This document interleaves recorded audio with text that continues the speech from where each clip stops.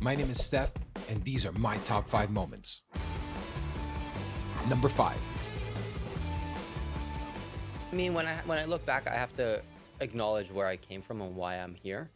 And it's my friend Ashley Daniel Foote. He's one of the operations managers and engagement managers at the Vancouver Opera right now. Okay. But essentially, back in 2017, we were doing a big production for the school board, LB Pearson School Board, called TOPS. Okay. And he needed help with like scrims and curtains. So that's how I got into the entertainment business. I was 17 at the time. Okay. And they needed help doing the scrims, but they gave me a camera to start taking photos of like the students and all that type of stuff around that were practicing and rehearsals in the show. And I think that's where I kind of really fell in love with just having the ability to capture the moment, as cliche as that sounds, Yeah. but it goes much deeper, right?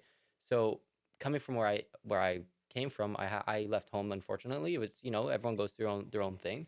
I left at 15. Okay.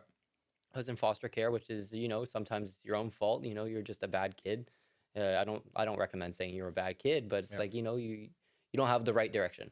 Yeah. So I was in that state, and you wake up in a bad situations, and I realized, hey, I can't be doing those things. So a camera really, really allowed me to have that tool to find that beautiful world that I wasn't able to have in reality, Yeah. but rather I was starting to create it. Whether that was manufactured or not, it was something I was able to tap into Okay. and find myself in those grounds of, hey, I have control. Number 4. My dad plays guitar. He's been playing guitar my whole life, but he's been playing guitar since maybe the mid 70s. Okay. So he's built his own guitars, Floyd Roses, this and that. So it's like I've been around that stuff. Okay. He's had Show'em on the radio every single day of my damn life. Yeah. Shout out Show'em, shout out everyone over there. And it's a part of me, and I can't hide from it. Yeah. So as a young teenager, I was always around rap artists, and so I wasn't at home, I wasn't this, but it's in my roots, it's in my blood. So when I would be left alone at home to go to high school when I was like 12, 13, 14, I'd pick up my dad's guitar and go on YouTube Yeah. and just learn as much as possible. So now it's 15 years since I've been playing guitar myself, and I'm like, is there a chance to make music one day? Maybe. No. I tell my girlfriend, I'm like, when I'm 30. Yeah. When I'm 30. The priority, it's not there. It's the sports. You know what I mean? Exactly. It's like, I love it, but I'm not gonna be an athlete. You know what I mean? Exactly. I'm like, if it ever happens, that's cool, but I'm not gonna make it. I'm not gonna try to make it happen. That one's a real hobby. Yeah, absolutely. Yeah. Absolutely. That is my time away from home. Yeah. So it's, if I'm editing and I'm stressed out, man, my guitar's right next to me. Pick that up, play a song, and I'm like, Every time I was freaking out working on DVR, at a certain point, I just said, "Fuck this." Grab a guitar, just start playing some Little Wing or something. I don't know. Yeah, Just absolutely. something that is kind of like ingrained in you. One of those old like songs that you just know and you just kind of jam out to. You just feel And it. you just need. It's like almost a sense of like therapy, in a sense, just to disconnect.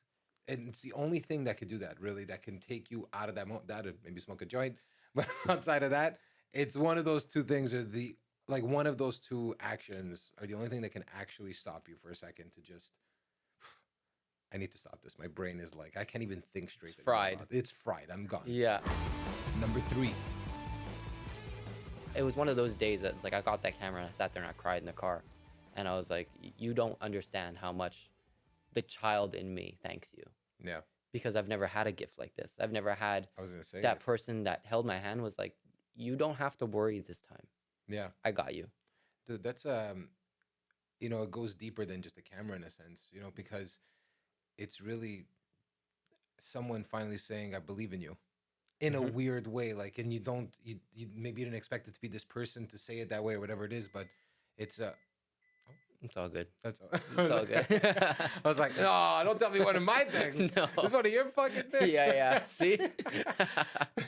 But it's kind of amazing to see that story, because the whole story could have ended there in one sense. Like, the road to this company could have kind of crashed. It crashed right burned there. You know what I mean? No, Have you ever thought of it from what had happened had you not had that support? The real answer, I would have figured it out. Number 2. That's the thing. I have to tell myself that I have to rest. You know, it's like my body's really taken a toll in the past maybe year or two. Yeah. That man, it's sometimes it's like I'm only 25, but it's hard to get out of bed sometimes, man.